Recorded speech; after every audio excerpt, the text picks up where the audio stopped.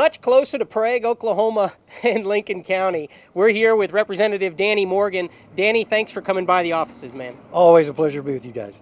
Talk a little bit now that the session's over. You guys have been released. Talk about the things that you feel were very important in how they transpired.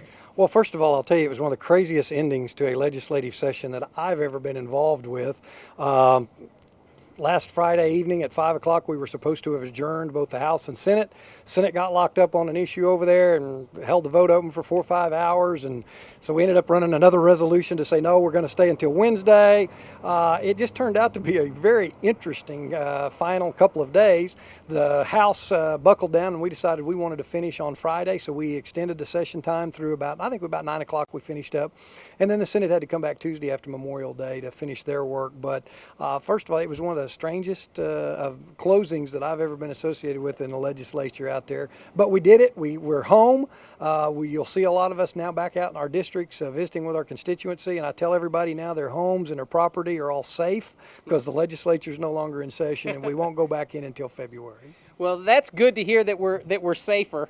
Now, tell us a little bit how that was done in the sense of what are the big things that happened, at least that you feel, that impact us right here in your district? Well, I think obviously putting that budget together with the low revenue dollars that we had to spend this year, as we talked about in the last couple of programs, I mean, that's the lifeblood of the capital and the state is the budget. But outside the budget, a couple of things that I was working on that I thought we really need to continue to expand on is, for example, the governor signed last week a bill of mine that would say that prisoners, before they're released back into the general population, have to be brought up to a GED level of education. Because currently the law says we only have to prepare those inmates at an 8th grade level for education.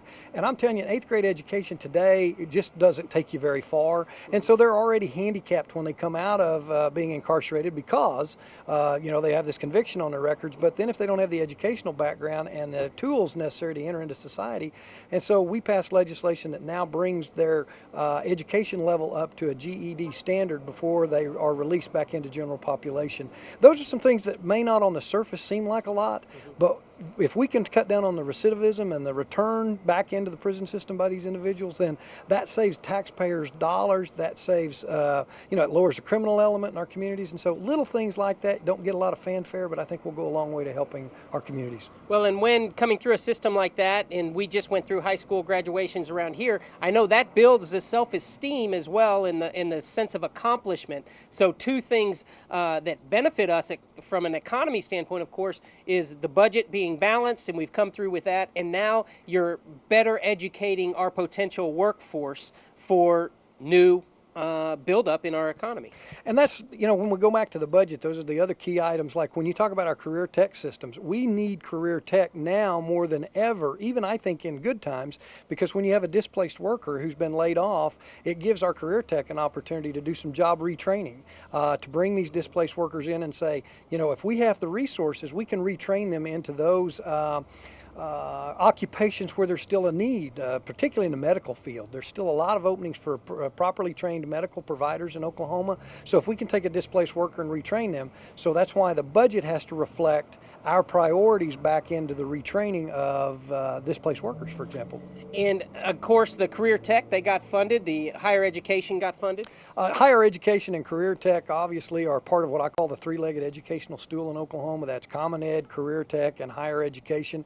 Higher education, though, has the ability to raise its own money. They just raise tuition or raise fees, whereas the career techs and obviously your common education don't have the ability to go out and do that. And so there's always this trade-off between how much do we fund with higher education out of taxpayer dollars and how much do we need to make those dollars go over to the career tech and to common education.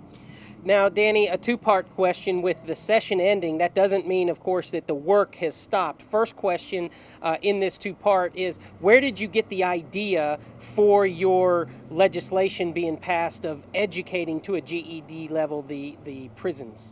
Well, believe it or not, I had a staff member who works in our office who came to us. Was doing her master's program work, and she's a social worker. And she said, you know, there's a hole in Oklahoma that a lot of our prison population's falling through. And I thought, how do we solve it? And she helped me write the legislation. It's one of those where it was driven by a constituent, by a citizen of Oklahoma who said, we need to make this change. You know, the thing about legislating ending in May, we still have interim studies that will begin in the fall. Probably after Labor Day, we'll begin to do interim studies. And that's where we have an opportunity to spend the next 2 or 3 months looking at issues that we would be prepared to write legislation. And one of them that I'm requesting has to do with a lady who died in her home in Oklahoma City. And those of you that have seen the photographs and the news coverage of it, here's a lady who died alone. She was in that home for maybe a week or 10 days before anybody discovered her. And when they did go into her home, it was covered in animal feces and trash. And I mean, deplorable living conditions, and we got to find out as policymakers, why did the system break down? And so the point being, throughout these next months, ideas come right from us, and we can still contact Danny's office. We can still see you on the street, talk with you about the good ideas that can eventually become law. I will tell you that some of the best ideas that we pass in that building are those that are generated by our constituents. 3 of the pieces of legislation that I authored were direct results of me talking to either a business community leader or someone in my, normally at the coffee shop, in my church, at the grocery store. They'll stop and say, hey, you know, I got a problem, or have you ever thought about this? And, you know, sometimes we don't think about those kind of things. And so that's why I'm so appreciative of those who send us those ideas, because if you'll listen to the constituencies and you listen to the voters of Oklahoma, they will give you some wonderful ideas if we can just get them implemented.